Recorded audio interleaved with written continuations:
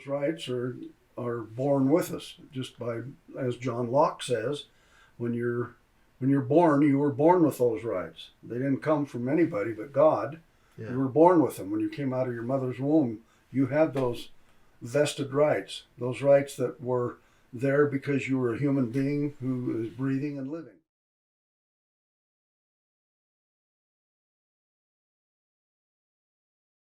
Welcome, everybody, to our podcast this week, and I'm excited about having a dear friend of mine here, Lonnie Crockett, and he is an expert on the Constitution.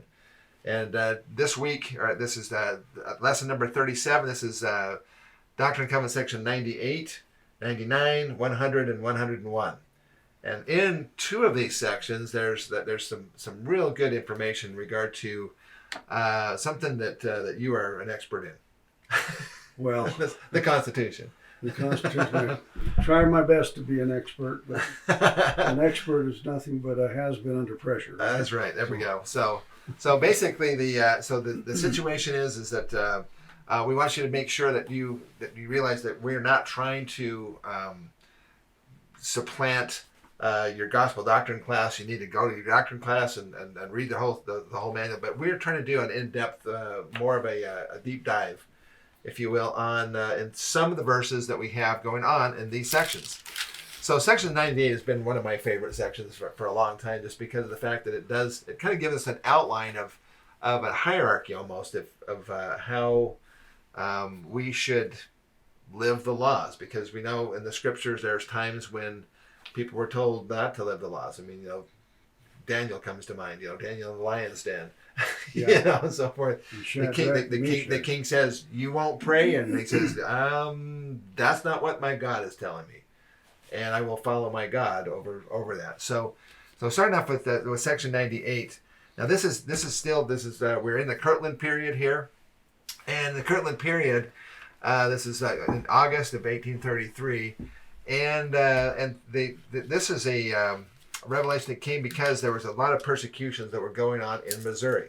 Mm-hmm. Joseph Smith and the brethren were still pretty much in Kirtland, but there had been this understanding that my holy land was out in Missouri area, and this was going to be the Zion that everybody was trying to establish and trying to create. So lots of people were starting to get out there to the Missouri area.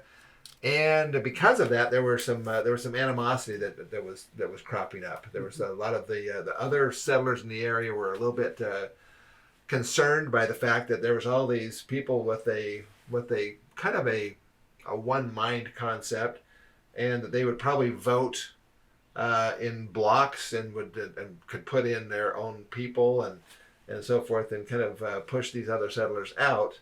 And so there was some concern there. There's also some concern that Joseph Smith and some of the brethren were making a lot of inroads with Native Americans at the time. And so we have later on there would be, in the Nauvoo period, would be the biggest standing militia, basically, in the western part of the United States. And Joseph was trying to get the Book of Mormon to the Native Americans, to the Indians, and some of these Missourians were feeling a little bit of a conflict there. Like they might get caught in the middle. They might get the Mormons on the east and the Indians on the west, and they might be kind of sandwiched in the middle here. So there was some amount of concern regarding that as well. But this was kind of the climate that was going on here at the time when Joseph Smith received this revelation.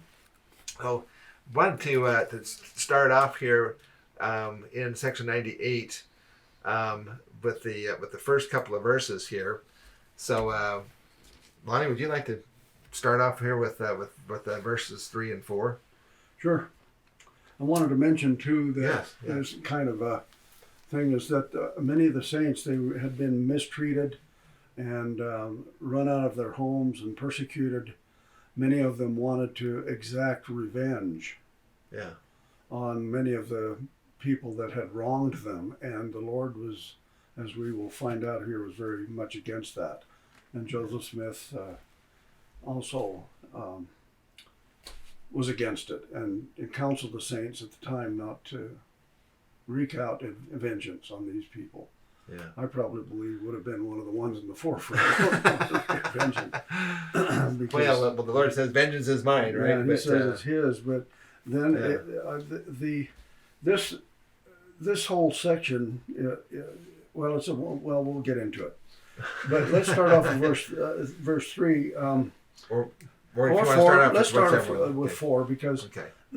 we need to understand that the law is that is given by the Lord is the law of the land, but also if He gives it, it's the law of the land. But He is the principal lawgiver, and His laws take precedence over man's laws. If man exercises any law, that law must be in concordance with the Lord's laws. Mm-hmm. If you're going beyond that, it's evil and it's not right. And here it starts off, verse 4 says, "Now verily I say unto you concerning the laws of the land, it is my will that my people should observe to do all things whatsoever I command them. And that law of the land which is constitutional, supporting that principle of freedom and maintaining rights and privileges belongs to all mankind and is justifiable before me." Mm-hmm. So what we take from that, at least in my opinion, what we take from that is that the law that we are to befriend, or the law that we are to obey, or the law that supports our principle of freedom and maintaining rights and privileges, has to be in line with God's law. And if it isn't, then we're under no obligation, because it goes through this entire section. It does, and one of the things I wanted to point out here is that in verse 4, it says that the first, our first,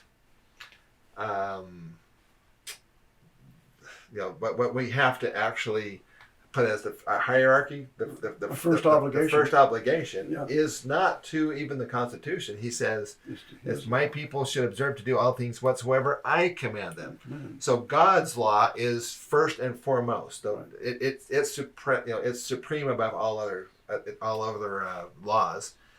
And he says, but then we also have this law of the land, which is constitutional. One of the questions I wanted to ask you, and that is that why do you suppose that God is befriending the Constitution? Also, if you notice here in the scriptures here, when it says that law of the land which is constitutional, it's not a capital C; it's a small c. Mm-hmm. So it's not necessarily the Constitution of the United States, but it's the ideas enshrined in the Constitution, I believe, is what he's talking about, and that's why he says supporting that principle of freedom and maintaining rights and privileges. The Constitution, capital C, is the document that is supporting the principle of freedom and maintaining rights and privileges. Right. And if it doesn't maintain your rights and privileges, think about that. How many of our rights do we not really have intact now? How many of our rights are being dismissed and taken away from us? Yeah. How many are right now? Well, I think suffering a lot in that area. I think there's a lot of people who, especially the younger generation here, Lonnie, that really does not fully understand what about the Constitution. It was a bunch of old white guys, and they all got together and they all put together this big thing. And today in our schools, that's kind of dismissed. I mean, it's not a document that we need to be held to in any way higher. But what would you say to somebody that says that it's just like any other constitution of any other nation? Is there something special about this Constitution? Well, we of our faith know that there is something special. But someone who is not of our faith, but is an honest, decent human being, would know that laws that curtail your freedoms, rights, and your privileges, and your property, and so forth, can't be good. Mm-hmm. The Constitution of the United States was written for all flesh. And we're going to get into that in just a minute. And we'll get into that. Yeah. But it's not written just for a certain group of people, but for all flesh. Yeah. And I would tell someone, whether they were a member of our faith or not, that common sense would tell you that any law that abrogates your freedoms in any way, shape, or form can't be good. Yeah. Well, I wanted to kind of get a kind of a sense of the the Constitution, why it's important from a 60,000 foot level, if you will. Mm-hmm. And one of the things that have always impressed upon me is that prior to the Constitution of the United States, there was another government that was justifiable before God. There's actually been a couple of them, but one of those was the laws of Mosiah in the Book of Mormon. The Book of Mormon, the reign of the judges, basically, was something that was inspired as well. But then all that had kind of been lost, and we had all these kingships going on over in Europe, and kings and despots were kind of ruling the day. Yeah. And one of the things that was very different about the Constitution in the United States versus other nations of the time was the fact that where do rights come from? Where do rights stem? Mm-hmm. What is the basis of human rights? And for those, a lot of people, because of the Catholic Church and so forth, they believe that the king was the supreme leader and divinely appointed. Yeah. And so the king held all the rights, and he divvies out those rights to the people as he sees fit. Mm-hmm. And the United States and the Constitution was a complete reversal of that, where we have, instead of our rights come from the king or bestowed upon us by the king, that instead we, the people, give the power to the government instead of the government giving the power to the people. Right. It was just the opposite of what was the norm of the time. Yeah, the power of our government comes from the people up. Yeah, and that's because of why? Because we, the people, are the ones that God has endowed with certain unalienable rights. And those rights are born with us, just by, as John Locke says, when you're born, you were born with those rights. They didn't come from anybody but God. Yeah. You were born with them. When you came out of your mother's womb, you had those vested rights, those rights that were there because you were a human being who is breathing and living. Yeah. They didn't come from the image of God. Made in the image of God. Yeah. Yeah. So if we are God's offspring, that means the king is not more powerful or more important or more special than any other human being, because we're all children of God. And I think that comes from the spiritual side of things. Yeah. So if our rights come from God, and then to protect those rights, men create governments, not the other way around. Governments don't create man here. Then he says that this belongs to all mankind and is justifiable before him. I think it's important to be justified before God. Absolutely. And he hasn't done that to very many other places. And the other thing is that as members of the Church of Jesus Christ of Latter-day Saints, we also know, and this is actually in section 101, I'm going to go ahead and just sneak over there for just a second because it's important to this whole conversation. But in section 101, which is also part of this this lesson here, we have in verse, let's see here, it's verse, well, actually, we'll just hit again this a little bit later, but let's just start with verse 79. Therefore, it is not right that any man should be in bondage one to another. And that's actually what the Bill of Rights was all about. Mm-hmm. That all men are created equal by their Creator. Right? And so that nobody should be in bondage. In other words, no slavery here. And for this purpose have I established the Constitution, and that's a capital C. Okay. The Constitution of this land by the hands of wise men whom I raised up. Now, understand this is the revelation. And in my presentations, I've done this all the time.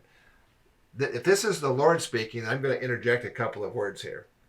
Okay? It says, for this purpose have I, the Lord, established the Constitution of this land by the hands of wise men whom I, the Lord, raised up unto this very purpose and redeemed this land, the land by the shedding of blood. As far as I know, this is really the only nation that we know of from the scriptures where the Lord established a government specifically by men who he raised up for that purpose, for the entire purpose of just doing that. How many times has that happened before? In recent memory, I can't think of any. You know? My memory doesn't go back that far. Exactly. But yeah, we don't have the divine right of kings in this land. The divine, if there is any divine right, it's established in you and me, the people. And the lowest of the people of this country are more divine than even the president of this country or any leader. The leaders are established and selected by we the people. They didn't select us. Yeah. And so we have an adherence or a promise of an adherence to blessings from God if we obey God's law and any law that he establishes for man to live by. And the Constitution of the United States was a divinely inspired document, and it established parameters, restrictions on the government, not restrictions on us, but restrictions on the government, and was created specifically to protect our divine rights, those vested rights, not rights or privileges, but vested rights, those that are ours because we're human beings. Yeah. You know, if you think about it, I love to consider the fact that that there are so many kind of dichotomies and with Christ. You know, here the Jews were thinking that Christ was going to come as the great emancipator. You know, the great the great you know, the Savior that's going to come and free them from the bondage they were under with the Romans. And then he ended up being you know, a babe in a manger. You know, and grew up as a carpenter and so forth. But his teachings and the doctrines that he had was what's really amazing. And the same, I kind of think of the same kind of thing here. You know, we have these kings that were so powerful, they could reign over people and so forth. And it just kind of set everything on its head, the whole Constitution, when they basically told, was it King George, or whatever, that we are not going to be under you anymore. Right. And the king of Spain, the king of France, and so forth, and all these different kingships which were ruling Europe at the time, and they basically this small ragtag group of individuals were thumbing their nose at these the most powerful nations on the earth at the time. Right, and this little upstart country decided to take on the most powerful army in the world. Not just one, but both of them. Yeah, the French and the English, the British. Right. And so I'd like to kind of make a diagram in your mind. When this Constitution was created, the founding fathers recognized that God was at its head. And so if you can picture a triangle, with God being at the top of the triangle, beneath him is you and me. Or you and me. There you go. Mm-hmm. Then we have the states, who formed what? The states formed the federal government. Yeah. The federal government was meant to be feckless. It wasn't meant to be all powerful as it is today. Mm-hmm. Now we have that triangle, excuse me, that triangle turned completely upside down. Now we have who at the top? The federal government, then the states, then the people, and God is completely out of the triangle. There is no recognition of where these laws come from anymore. And we have now turned things around to where now the creature is more powerful than the creator. God created man created the states, and the states then created the federal government. And now we have it completely topsy-turvy. And that's why things have gotten so bad in this country. Yeah, I feel. Yeah. Because we don't recognize God in the mix anymore. Well, clear back in 1833, here when Joseph Smith was received this revelation, God also, well, I should say the Lord actually gave additional information. Here in verse 6, he says, "Therefore I, the Lord, justify you and your brethren of my church in befriending that law which is the constitutional law of the land." Mm-hmm. Okay, so we should befriend that law. This is the law, the principle of freedom that maintains our rights and privileges. As pertaining to the law of man, verse 7, whatsoever is more or less than this cometh of evil. Okay, now when it says whatsoever is more or less than this, what's the this? I assume it's the Constitution. Constitutional law of the land. Yeah. Okay, so now who created the constitutional law of the land, basically? Well, who takes credit for it? Well, it's Jesus Christ himself. Well, of course, the Lord. Yeah. Yeah. The constitutional law of the land. And so Justice Story, one of the Supreme Court Chief Justices, said that an unconstitutional law it has no weight. It has no merit. And no one is bound to obey it. And then there's people out there that's going to say, well, who are the ones that are going to say whether it's, decide that? Yeah. Who's going to make that decision whether it's constitutional or not? Well, let me tell you, the Constitution itself is written so simply and easily understood. It only has 4,400 words. It's a pamphlet, basically, is all it is. Yeah. And it's written very simply, and anyone of even a small amount of education in their life can read it and see the simplicity of it and understand. Are my property rights being abrogated? Am I being prohibited in exercising my freedom of conscience? Freedom of speech, freedom of assembly, all these different things that the Constitution guarantees. And so there you have it. If you can't see that, then there's something wrong with you. I'm sorry to say that, but if you can't see that, anyone can look at a law and determine whether it is constitutional or not. Now, yes, there's a bunch of laws out there that are extremely difficult to understand, one of which is the Internal Revenue Code. Show me anybody that can read the Internal Revenue Code and make any sense of it. I mean, it's very, very difficult to understand. Yeah. And so, and even just everything law. Do you think that's on purpose or just? I think it's kind of on purpose. You know, so that things can be interpreted in different ways. And your property rights are being abrogated every day of the week, and little bit by little bit by little bit. It's like the frog in the hot water. You know, it's being taken away from us. So if you can't see that. Yeah, it's pretty hard not to see that actually today. It is. So verse 8 says, "And I, the Lord God, make you free, therefore ye are free indeed, and the law also maketh you free."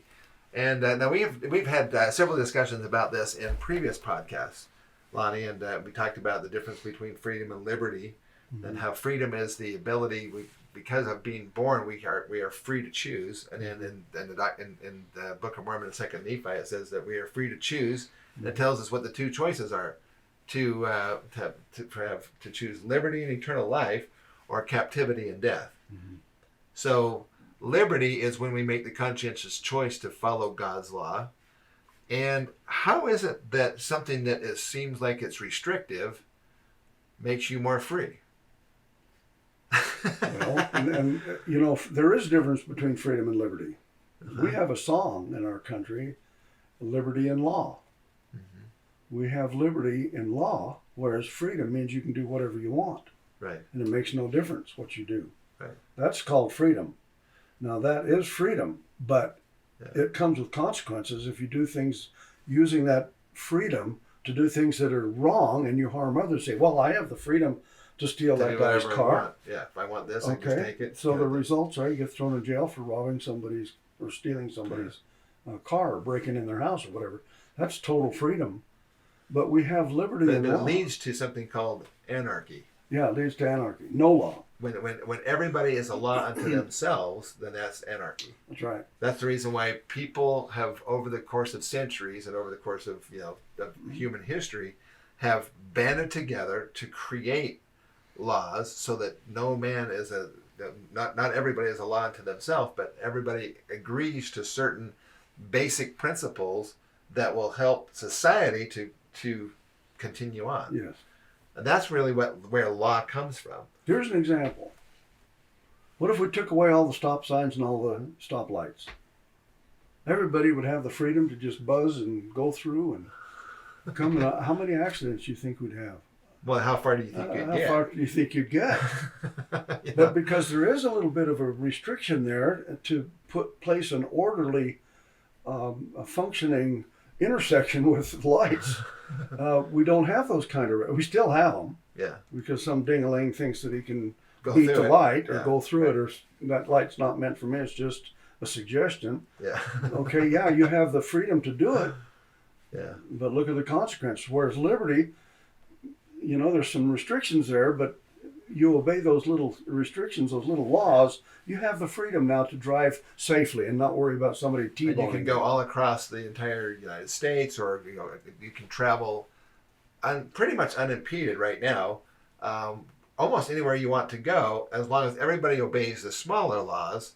And that's I think what we're talking about here. People talk about how the Ten Commandments, well, they're restrictive. Well, actually, if you live the Ten Commandments, it will provide you with more freedom. Yeah. It's one of those dichotomies that are, it's not always 100% clear how that works. Yeah. But we can see here from the Lord that he says, I make you free, and if you follow my laws, then you will be free indeed. Yeah. Because my laws will actually protect your freedoms and so forth. So it says, nevertheless, though, when the wicked rule, verse 9, the people mourn. Anybody mourning? I've been mourning. Anybody mourning? I got to tell you, I've been mourning about how so few people realize how critically important the United States is to the overall plan of God. Yeah. It was established for that reason, because there's no place on earth that the gospel could have been restored. No place. Yeah. There was no place on earth without the freedoms and the liberties that God established in this nation. And even though we had the Constitution, it still almost got stomped out by the mobbing and the other things that were going on there. The issues of slavery, for example, was another big factor that was going on. People say, well, how can the Constitution, if it was, it allowed, slavery for decades. Actually, the Constitution doesn't even mention slavery, except that part that states that it'll be 22 years, 21 years, they would have to get rid of slavery, but it didn't happen. Ultimately, though, the United States paid a heavy price. Yeah, it did. And the death and misery of many souls. The Constitution needed to be ratified, even though, and the only way that the southern states were going to ratify the Constitution is if they were allowed to continue with the practice of slavery for a period of time. Yes, but the United States is really the first nation to actually abolish slavery overall. I mean, almost every other nation under kings and other nations, they use slavery, and it was a big deal. No, slavery's still going on in many countries right now. Yeah, there is, and some of it openly, and some of it more subtly. Exactly. Yeah. But bottom line is that the United States is one of the first nations to abolish slavery. Yeah. And if not the first nation to abolish slavery, and that because of the situation with the Bill of Rights. Yeah, it didn't say that all men of certain color were created equal. Right. It said that all men were created equal. Yeah. And then we had the situation going on in Missouri, though, where we had states could opt in or out of the Bill of Rights. The Missouri Compromise. Yes, and so some of that happened later. But anyway, so verse 10, wherefore honest men and wise men should be sought for diligently, and good men and wise men ye should observe to uphold, otherwise whatsoever is less than these cometh of evil. What do you think about that statement, Lonnie? I don't see one wise man in government right now. Wise maybe to the dark side, but saddens me that it's our fault as American people that we haven't done that. Well, the thing is, I think a lot of honest and good people have been literally pushed out of government. Yeah, pushed out. That's happening in businesses. It's happening in all kinds of places where the good and decent people are getting persecuted to the point where they just up and leave. Yeah. And it basically creates this vacuum where more and more evil gets into these positions of power and wields more and more authority to the point where it actually, the suppression of the people began to happen. And we start to see things like, where the First Amendment rights, for example, of freedom of speech, are being curtailed by huge multinational corporations and so forth that basically decide what you can or cannot say online or in the news or whatever. and what kind of information you can get even over your phones. They are determining that and censoring in anything that they don't agree with. That's right. And we know that that's happening. They're not even trying to hide it anymore. All right. And then he says, of course, that anything more or less than this comes of evil. He says, and I command you to forsake all evil. Okay. So what do you think needs to happen? Lonnie, You want to make this political? Well, we don't want to make it political. It is political to some extent because it's the Constitution. Yeah. And I don't have too much of a problem with going political. People pretty much know my position is basically I'm very conservative, and I'm not that happy with either party that is in charge right now. Yeah.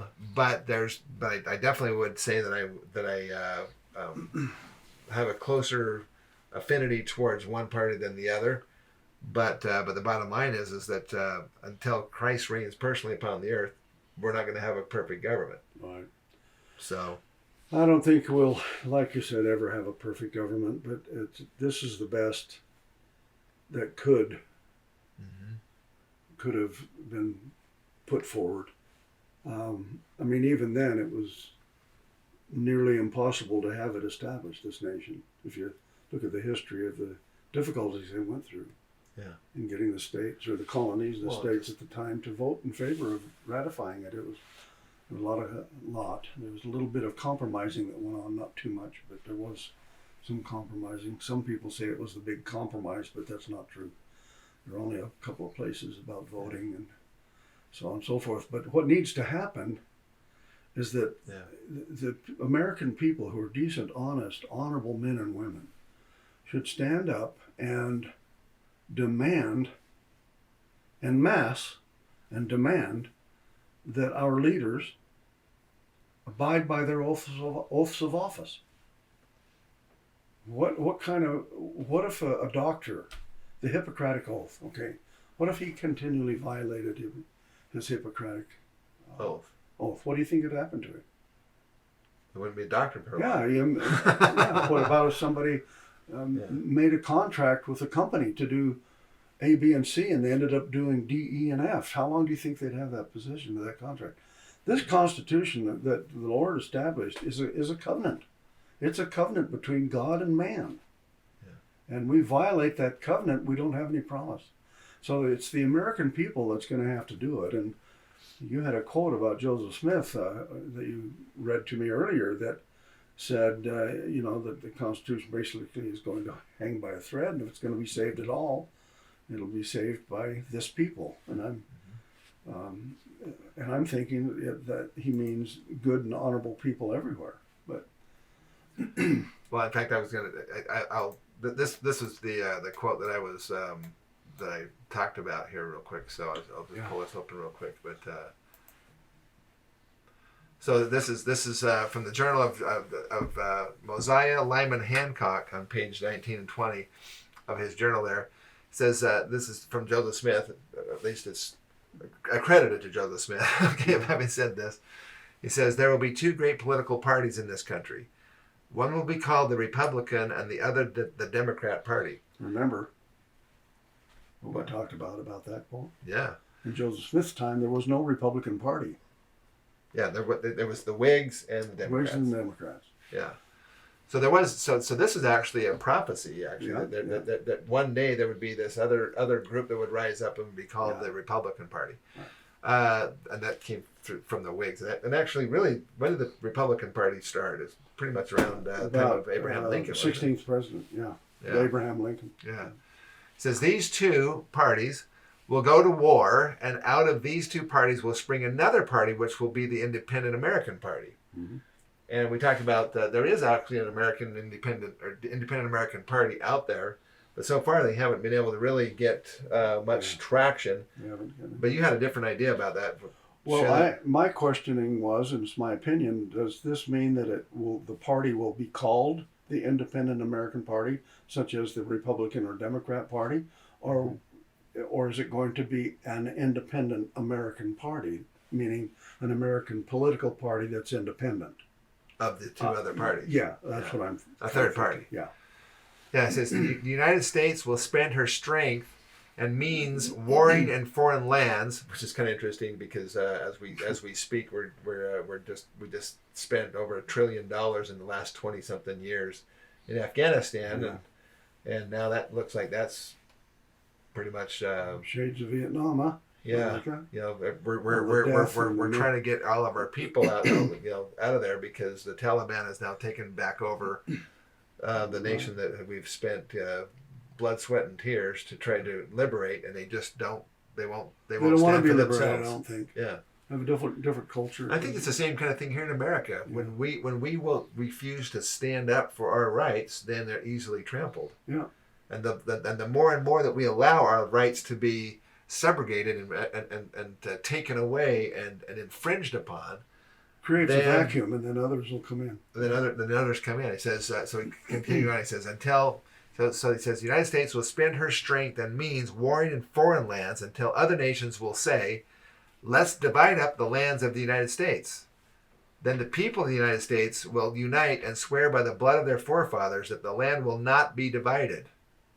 And that's an interesting statement. He says, then the country will go to war, and they will fight until one half of the United States Army will give up, and the rest will continue to struggle. They will keep on until they are very ragged and discouraged and almost ready to give up. When the boys from the mountains, who do you suppose that is? Wasatch. Well, we're hoping it's us.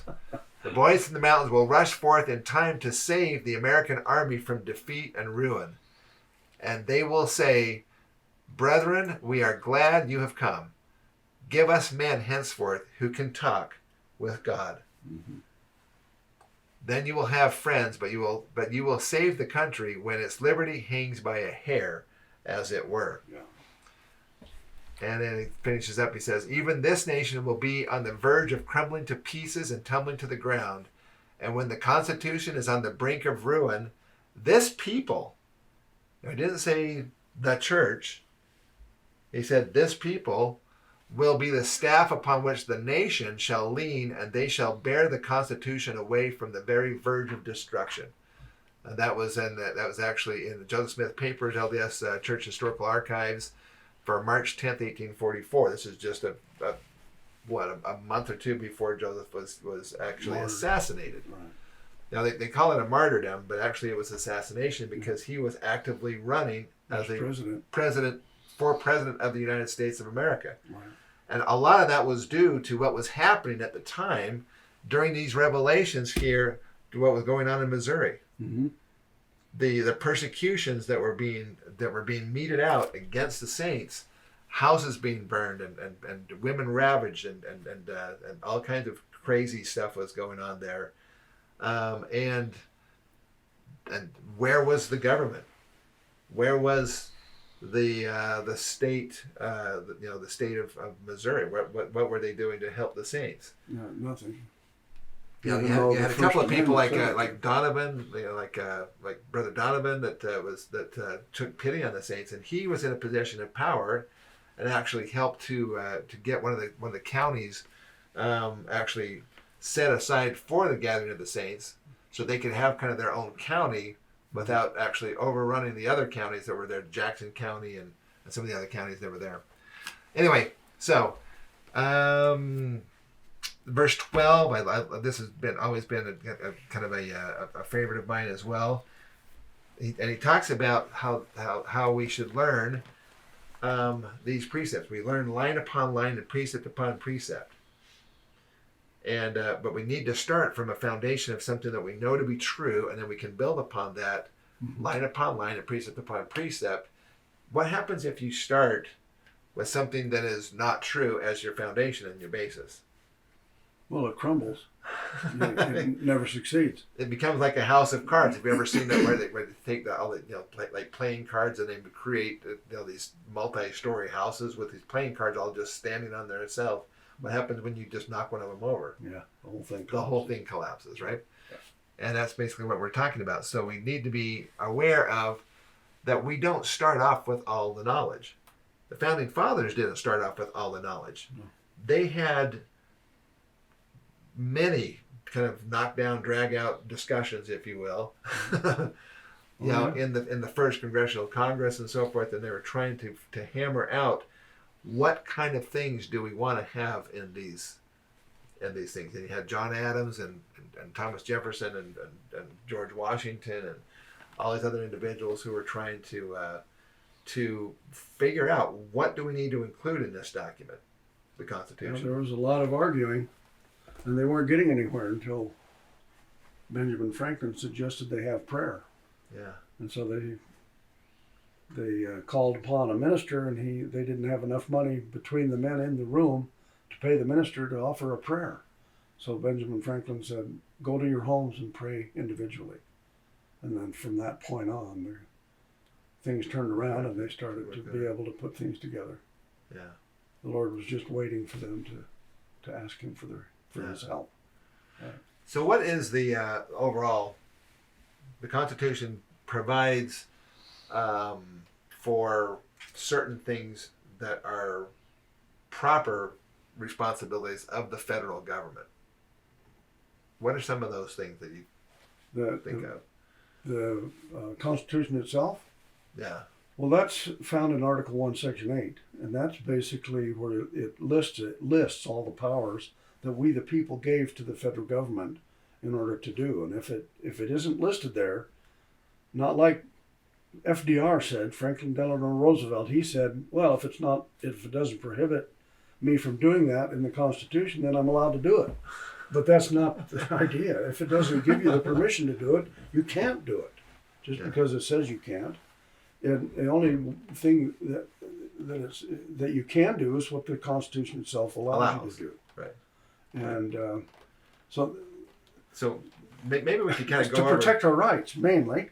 Yeah, protect our rights, but also to protect us. I mean, that's one of the things that they protect us to band people together to create to have a standing to army, secure our borders, right, and to keep others out, that kind of thing, so we can maintain a society that is at the level that we are hoping to accomplish. But it has to be done with the consent of the people. Yeah, and it's gone way beyond that. The Commerce Clause, the implied powers, they've all been abused. Mm-hmm. The Commerce Clause is one of the worst. I mean, but anyway. Well, in this section, it talks about, the reason why I wanted to bring that up is because if one of the main reasons for a federal government is to protect its citizens, and through a military, and through military takeovers and defense, and so forth, when is war allowed? Only when the Lord sanctions it. And that's really, but this is a big factor. Therefore, a big part of this section. Exactly. That's why I wanted to kind of jump into this. So he says, verse 14, therefore be not afraid of your enemies, for I have decreed in my heart, saith the Lord, that I will prove you in all things, whether you will abide in my covenant, even unto death, that you may be found worthy. For if ye will not abide in my covenant, ye are not worthy of me. Therefore renounce war and proclaim peace, and seek diligently to turn the hearts of the children to the fathers, and the hearts of the fathers to the children. Where we heard that before. Yeah. So this is the temple covenant. Malachi. But he says that therefore renounce war and proclaim peace. Right. And that's where the Jews got it wrong about Christ too. They thought he was going to be this God of war that was going to come and destroy the Romans, and instead he came as a God of peace. Yeah. And that's one of the things I think that is so beautiful about the Constitution of the United States and the United States in general. We, as a nation, how many times have we deliberately gone out to attack other nations and take them over? Can we think of any? I can't. I think we've ever done that.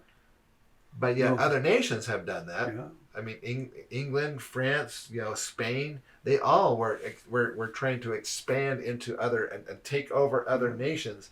But since its inception, the United States has never been the aggressor as far as to try to take over and then actually have that Pounce be a on part, somebody and have take that their be a land part over. of us. Yeah, the Mexicans might have a discussion about that.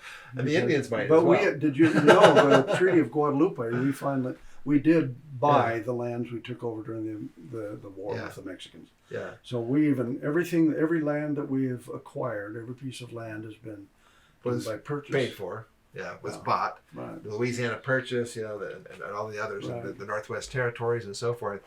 But since its inception, the United States has, it is an interesting point about the Native Americans. I mean, they had their nations here, and so, but that was prophesied that was going to happen. Yeah. That Well, it's because the they turned Gentile away from nations the were going Lord. to come and do that.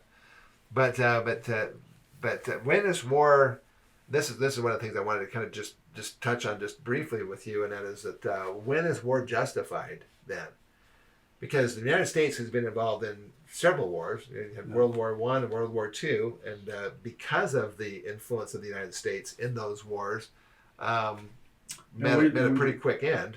We liberated many lands, many different countries. And did we take them over and No. command their natural resources and so forth? No, we gave them back to their own people. The only thing we asked in return was a plot of ground to bury our dead. Yeah. That's it.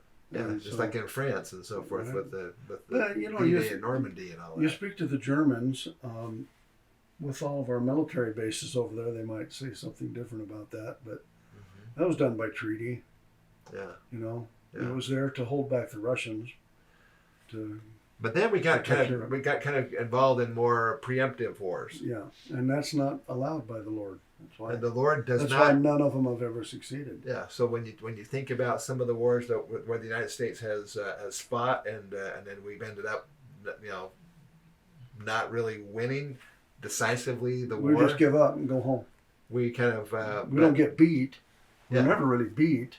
We Right. always win the we just kind battles, of but say, well, we're we're not done. interested anymore. we're done. we're done doing that. So Too bad. preemptive wars are not usually accepted No, by God. it isn't. They're not. It's not allowed. Unless we are, how do you say, attacked personally, or Yeah. personally, meaning as a nation, or it might be, I think it's justified if we have a smaller nation that's being overrun by a belligerent neighbor. I think maybe to come in and help them preserve their liberties, I think that is justified. Yeah. When asked Yeah.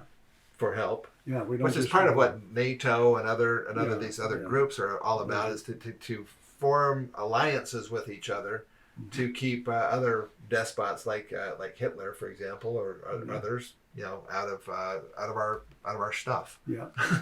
Keep out of our face, man. That's Okay. right. All right, so we need to wrap this up here really quickly, but in verse 18 it says, "Let not your hearts be troubled, for in my Father's house are many mansions, and I have prepared a place for you, and where my Father and I am, there ye shall be also."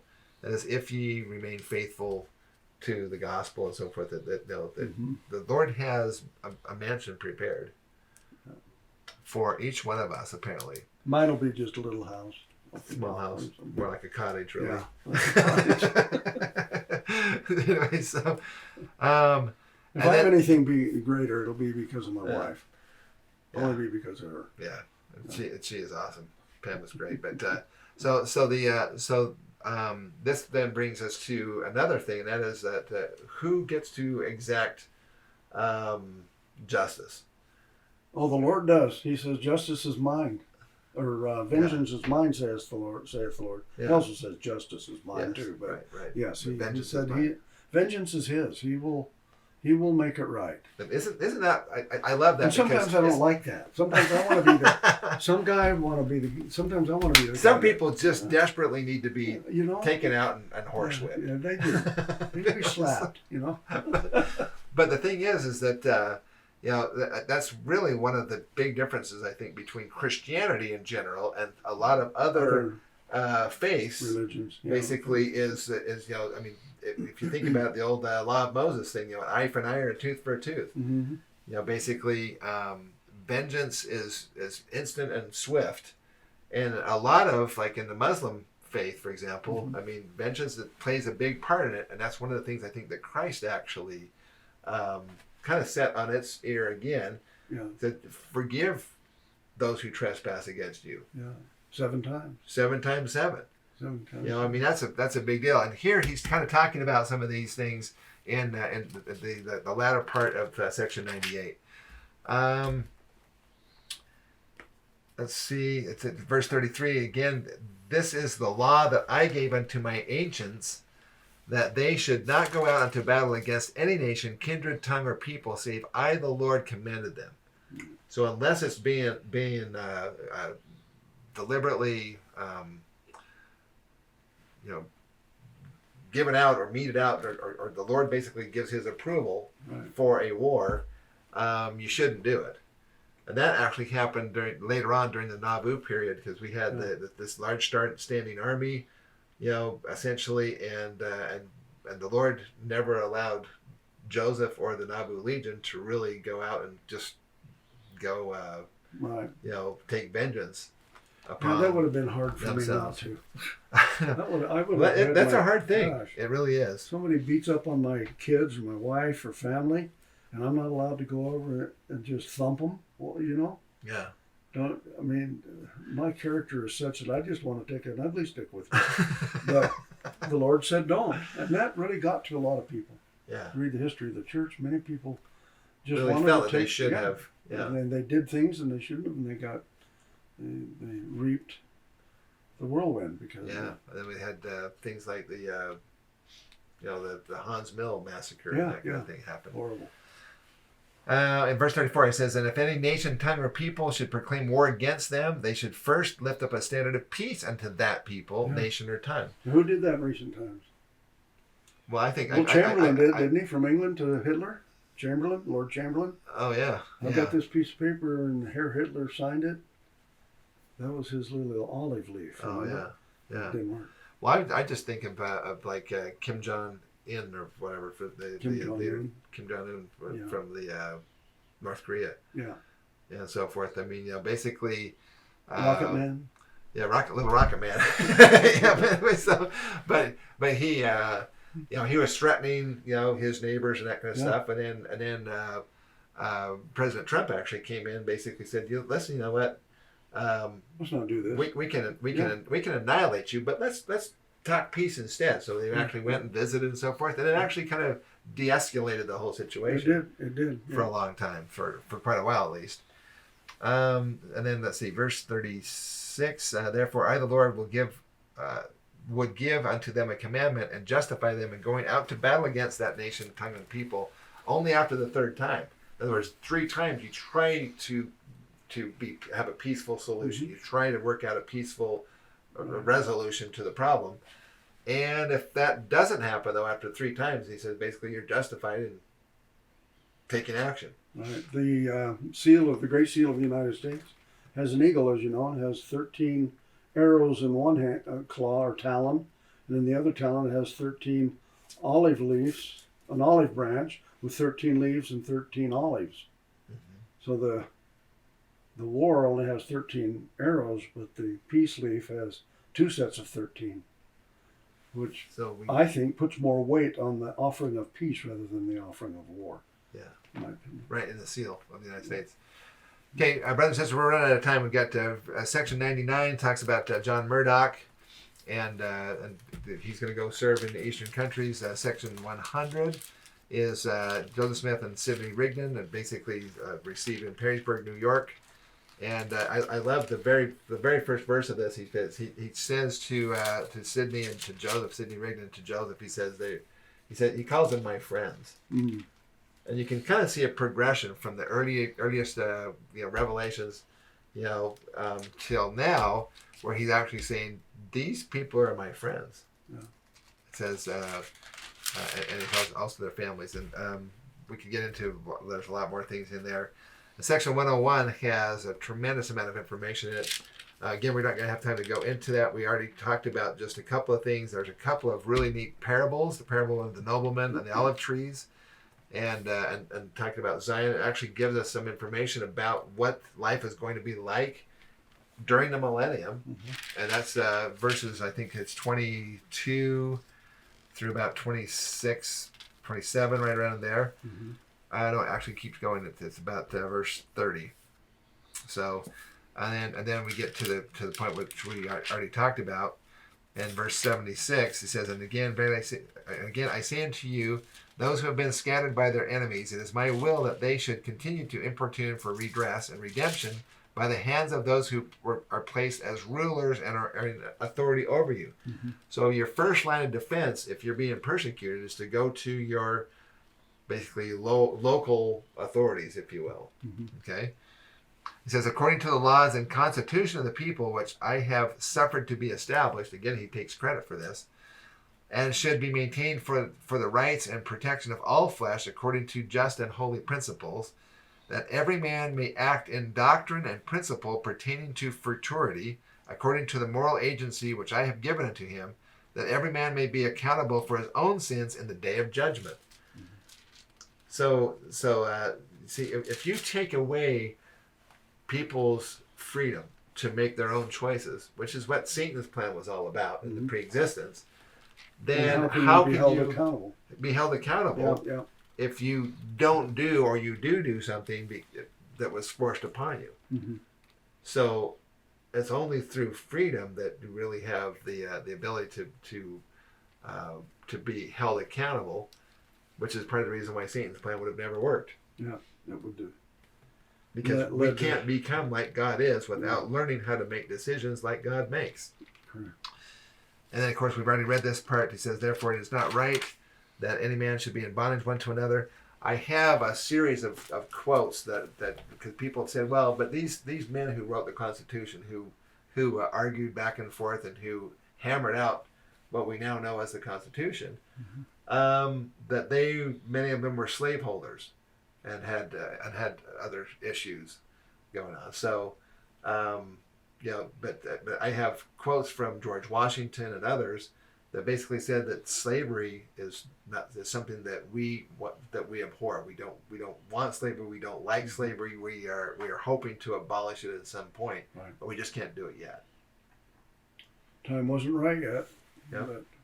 All things in God's time. But it was all resolved with a lot of blood and gore. Yeah, but it was resolved. And ultimately, it was a civil war. It was. Yeah. So, brothers and sisters, I think our time is up. We need to finish up, and so I just want to thank you, Lonnie, brothers and sisters, Lonnie Crockett, who's just now you have a couple of books out there. Well, I have one book that I wrote on the Constitution. Uh-huh. It's called The United States Constitution Made Easy to Understand, and I have it available at the Book of Mormon conferences every conference. And he's spoken at our different events for several years now, and so if you go to the streaming website, which we hopefully you're all able to see that as well, then you can watch Lonnie's full 1 hour presentations typically, and we want to encourage you to do that. Thank you so much for taking your time to be with us this week, and we're looking forward to next week as well. And we have it's been a bit of a challenge for me. And first off, you have a place that you've got up in Alaska going on. Yes. And that's been you've been doing a lot of back and forth for that. Back and forth. And I've been going back and forth on this house building project that I've got going on down in San Pete County in Utah. When you're available, I'm not. I'm available. You're not. Hard to get everybody together. We finally got together. Yes, but I'm grateful. It's been my pleasure. I loved it. Thank you so much. Any discussion about the gospel and the Constitution, which I firmly believe is Scripture, as one of the prophets said, that it being the word of the Lord should be treated as Scripture. So I love discussing it. Yeah. Well, thank you so much for doing that. My one last probably statement I'd make is that there was a famous quote by, I think it was Patrick Henry. Mm-hmm. Well, there's two quotes. One of them was Benjamin Franklin. They said, "What?" After they got through the Constitutional Convention, they said, "What have you wrought?" And he says, "A republic, if you can keep it." If you can keep it. We haven't kept it lately. We haven't been keeping it lately. And then Patrick Henry said that the Constitution is wholly inadequate for an unholy and unrighteous people. Yeah. And as we as Americans have rejected God, then put him on the bottom of the pyramid. Our Constitution will have been affected, and it will hang by a thread. And I think personally, it's already hanging by a thread. It's hanging by a fiber. Yeah. It's just It's sad. It's sad. So are Things we, going on. as members of the Church of Jesus Christ of Latter-day Saints, as the priesthood of God on the earth today, are we the ones who are going to stand up and defend the Constitution? When you say we, does it mean me and the we? I Yes. surely hope that I am part of that group. I hope I'm honored and I hope I'm worthy of that. I really do, and I pray for it every day that I'm part of that group. And I hope you are too. But I am too. You're a lot closer to it than me, but I'm. Well, I tell you what, I think the persecution is going to come. I do. I hope I can I think withstand it. we're living in the days that were seen by the ancients. Yeah. You know, the days just prior to the coming of Christ, and the persecution is going to rage, and the Constitution is going to hang by a thread. There's going to be all kinds of crazy stuff going on. Yeah. But if we follow that admonition right there in Doctrine and Covenants, section 98, it says, "But you follow my law first." Yeah. Because the laws of the land may change as they continue to ignore and desecrate the Constitution and omit it and refute it. Then we basically have to make a choice. Do we follow the laws of man, or do we follow God's law in the absence of the Constitution? Yeah. Well, you and I know the answer to that. But it's going to take courage. It's going to take courage and a lot of faith. First courage take, right? Exactly. All right, thank you, everybody. Have a good week, and we will see you next week. And thank you again. If you are enjoying these podcasts, please just give us the thumbs up and subscribe to our channel there. And we sure appreciate you taking the time to join us and have a deep dive into the Constitution this week. Yes, sir. And come see me at the Book of Mormon conference. That's right. Coming up in September. I love to talk. All right. Thanks, everybody. Take care. Bye-bye. Bye-bye.